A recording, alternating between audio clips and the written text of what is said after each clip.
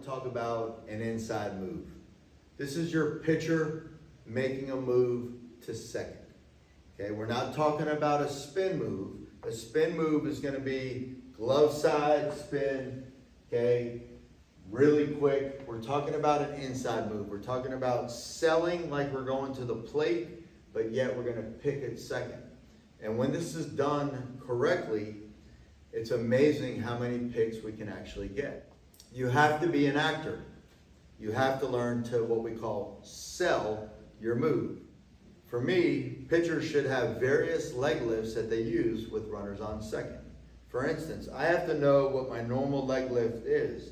And base runners, when they see high leg kicks at second base, they get very aggressive because that's one of the cues they're looking for to be able to steal third base or even get a good secondary.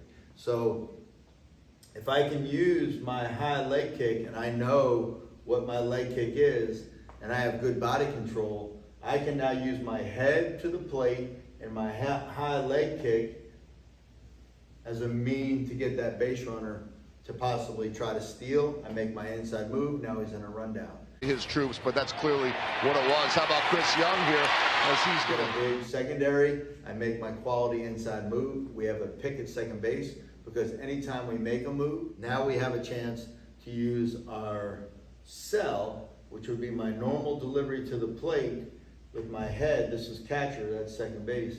Okay, so I come set, I pick up this action right here going to the plate. If I can show control here, now I can implement this into my inside move. Simeon, who's been a tough one for him tonight. Little throw back to second. Got him! Perfect. The problem with young players is they don't sell it. It looks so different from their normal delivery to the plate that they can't get base runners to commit to stealing or taking a large secondary. And this throw to second is wild. Thankfully, Nicky was well off the bag, and the Sox get a base each for it.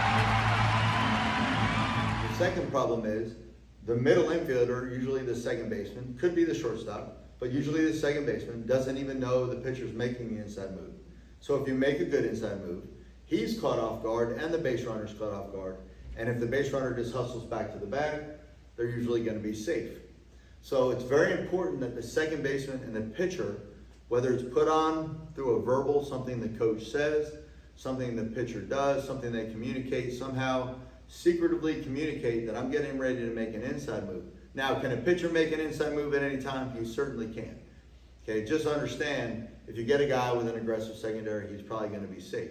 Sometimes you have to do that just if you sense he's stealing and you don't have communication with the middle just to keep him from stealing. Okay, however, the key is the sell.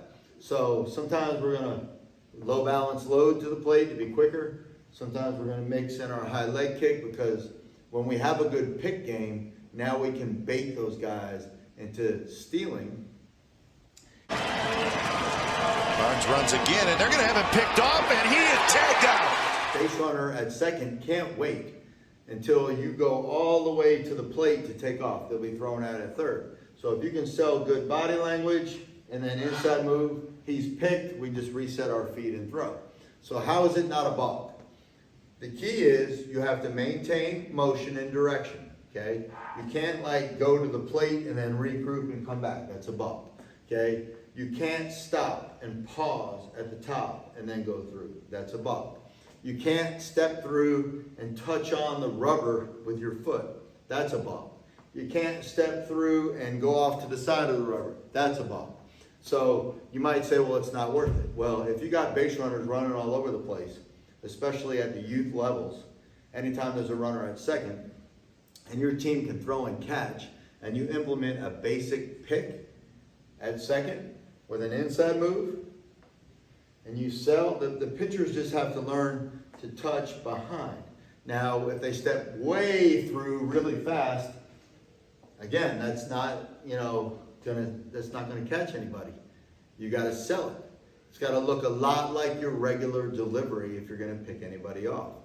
And that is the entire problem with pitchers and picks, is they're not magicians. They're not actors, okay? You have to fool base runners, and the older they get, the more baseball they've seen, the more savvy the base runners get. So if you're going to pick off a good base runner, you really have to be able to sell your normal delivery, okay, and be able to implement that good inside move.